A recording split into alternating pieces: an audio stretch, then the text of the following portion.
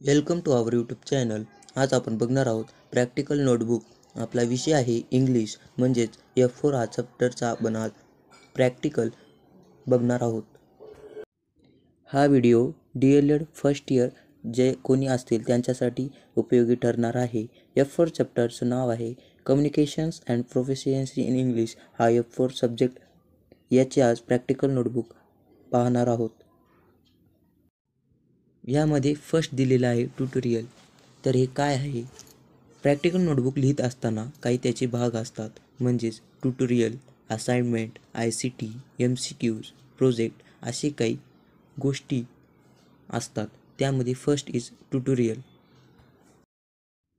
यामधील question number 1 आहे, what is the meaning of communications approach to English language? प्रश्न असा आहे की आपल्याला भाषेमध्ये बोलण्याचे साधन काय आहे का त्याची भाषेची प्रक्रिया नेमकी काय आहे ती विचारली आहे. या प्रश्नाचे उत्तर आपण सर्वप्रथम मीनिंग याची डेफिनेशन याने बघू. मीनिंगची डेफिनेशन आहे communication is a two way process between a sender and a receiver. म्हणजेच बोलण्याचा प्रस्ताव हा बोलणारा आणि ऐकणारा या दोघांमधला संबोध आहे. यामध्ये उदाहरण एका साखळीमध्ये देऊन सांगितलेले आहे. साखळीची सुरुवात होते मेसेजपासून मीडियम ते रिसिव्हरपासून नंतर मेसेज, मीडियम आणि सेंडर अशा प्रकारे ही साखळी चालत राहते. यामध्ये खाली डिस्क्रिप्शन दिलेलं आहे. Message can be various types like concept, information, feeling, thought, experience etc. म्हणजेच संदेश हा खूप प्रकारचा दिलेला आहे, जसं की प्रामुख्याने माहितीचा, अनुभवाचा, विचारांचा का आपल्या भावनेचा. This approach is a very useful and teaching suitable to English language learning and teaching. हे सगळं काही आपल्याला खूप महत्त्वाचे व उपयोगी पडणार आहे. म्हणजेच आपल्याला शिकवणारा आणि शिकणारा या दोघांमधला बी या दोघांना पण उपयोगी पडणारे हे काही साधन आहे. आपल्या इंग्लिश प्रॅक्टिकल बुकचा दुसरा भाग seminar.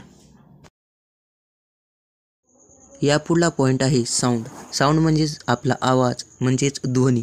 Every language is unique because it has its own typical style of functioning sound.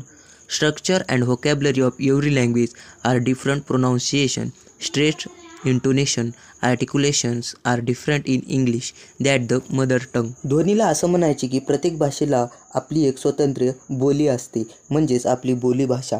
त्याच्या गुणात्मक आणि स्वरूपात्मक अशा गोष्टींनी एक नवीन भाषा तयार झालेली असते. पुढला पॉईंट आहे, it creates language and teaching accurately as well as competence in communication is in the learner. म्हणजेच ते शिकवणाऱ्यामध्ये भाषा आणि अध्यापन अचूकपणे तसेच संवादाची क्षमता निर्माण करते. We know that one acquires knowledge of language means he communications cafes confidently and fluently in that language. There are two sections, views, parts of language. The first one is related to the structural part and the second one is related to the functional part. भाषेचे दोन भाग आहेत, एक structural part आणि दुसरा functional part. म्हणजेच दोन विभागच वेगळे दिलेले आहेत भाषेला दर्शवण्याचे. पुढला सेक्शन आहे examples of difference in between English and the mother tongue in respect of sound. English has 6 alphabets, that is, letter of which only 5 letters true level, I, E, A, E, I, O. U are letters to represent 20 vowel sound. Second one is, in English spelling form will not gives us proper pronunciation.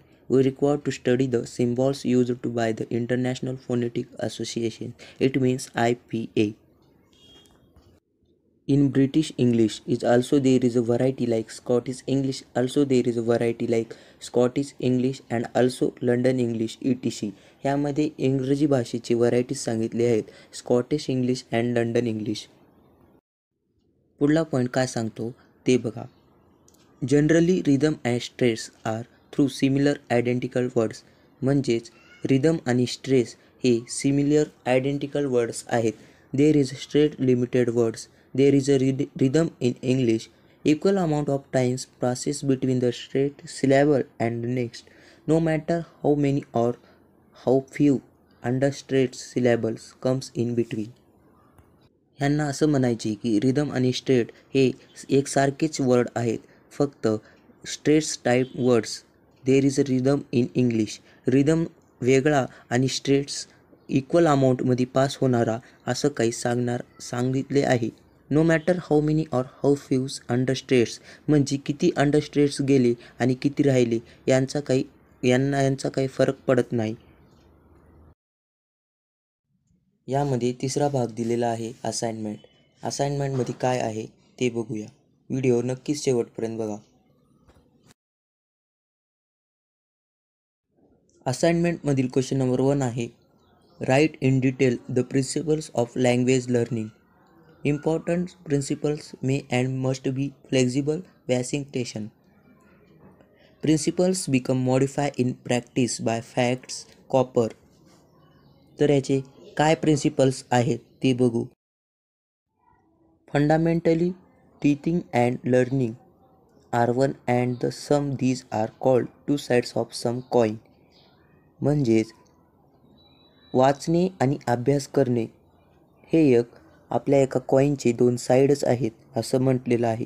Teaching depends upon the fact whether learning has taken place or not, so that the teacher has to follow the some principles which are process. Now we are going to learner in learning process, so you can see. हे असं म्हटलेलं आहे की शिकवायला एक तंत्र लागतो म्हणजे फॅक्ट लागतो, तर ऐकून घ्यायला काहीच लागत नाही. ती एक प्रोसेस आहे शिकवण्याची आणि ऐकून घ्यायची. पुढला पॉईंट आहे ओरल अप्रोच, म्हणजे याचा मौखिक दृष्टिकोन. मौखिक दृष्टिकोन काय आहे? Oral work leads to activity, म्हणजे मौखिक गोष्टी ह्या आपल्या वागण्याहून ठरत असते. Anything which is learn ordinary is remembered for a long time. Language is basically speech writing, respect come after words. म्हणजेच आपण पाठांतर केलेले हे लाँग टाईम लक्षात राहण्यासाठी मौखिक दृष्टिकोन त्याला basically speech writing, respect comes after words, म्हणजेच आपल्या बोलण्याद्वारे सिद्ध होत असतो. It the child speeds properly, he she feels interest in reading and writing. म्हणजेच आपला उत्सुकता वाढते वाचण्यात आणि लिहिण्यात जर आपण जास्त वेळ याला दिली तर. प्रॅक्टिकल नोटबुकमध्ये तुम्ही चौथा पार्ट ICTचा ठेवू शकता. ICT म्हणजे कॅम्प्युटर बेस्ड क्वेश्चन असतो. यामध्ये क्वेश्चन आहे, student whether teacher will create to so many words story on Microsoft words using different sentence and share at with the class. ह्याचे उत्तर काय बघूया. Personalised learning to employer to every student. Give every student the opportunity to shine with Microsoft Education, helping teacher personalize learning for diverse classroom and the nature and self-respect and self-direct confidence learnerness. ह्याला असं म्हणायचे की हर एक विद्यार्थ्याला एक special कॅम्प्युटरचा class असलाच पाहिजे. सगळ्यांना स्पेशल एज्युकेशन मायक्रोसॉफ्टबद्दल कळालं पाहिजे. एकाला पर्सनलाइज सर शिकवले पाहिजे आणि त्यांना self respect, self direct, confident असं काही सांगितले पाहिजे. असं काही आपण ICTमधील हा एक क्वेश्चन देऊ शकता. Help all students improve compression and reading speed, free Microsoft learning tools that reduce. म्हणजेच विद्यार्थ्यांना कॅम्प्युटरद्वारे ज्ञान द्यायची ही प्रथा फ्रीमध्ये शिकवली पाहिजे आणि त्यांच्यातले स्किल्स वाढवले पाहिजे आणि आपला खर्च हे कमी कसा होईल हे यामध्ये सांगितले आहे. प्रॅक्टिकल नोटबुकचा शेवटचा भाग असतो तो म्हणजे MCQs. MCQs आपल्याला 8 ते 10 मध्ये सांगितले तरी पण पुरेसे होतील. ह्यामध्ये फर्स्ट MCQ आहे, combination of 2 vowel letters or sound is. त्याचे पर्याय आहेत, A consonant, B diphthongs, C phonetic and D phonemic. Which one is correct? So you can tell me in comment box. So That question answer is B. Diphthongs. Second one is transcription and direction are the exercises of following are options: A. Reading, B. Listening, C. Speaking and D. Writing. Which one is answer?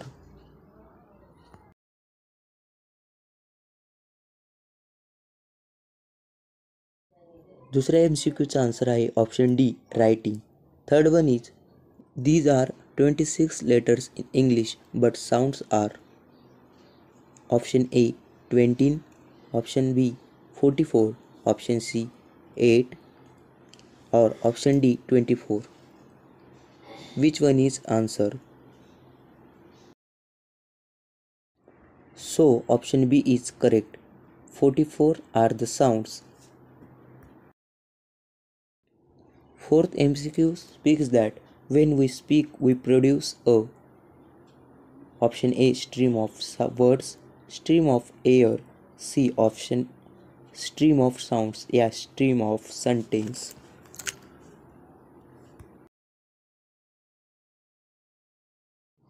When we can speak we can produce a stream of sounds. It means option C is correct. Fifth MCQ says that the lips rounded and pushed forwards is position of the consonant. Answer is W, but options is A W, B N, C V, या D S. Option is A W. Sixth MCQ phonemes the application of phonetics to the art of A writing, B reading, C speaking, and D talking. Which one is answer? That MCQ's answer can write on the comment box.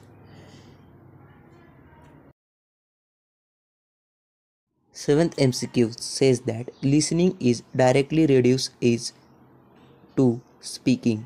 Speaking is answer. Option is A reading, B writing, C speaking and D observation. So option C is correct. Listening is directly reduced to speaking.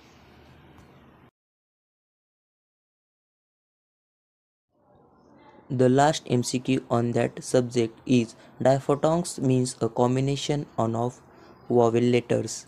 Vowel letters is answer. Objectives options are there: consonant letters, vowel and consonants, basic letters, vowel letters. So option D is correct. Diphthongs mean a combination of vowel letters. Thank you so much.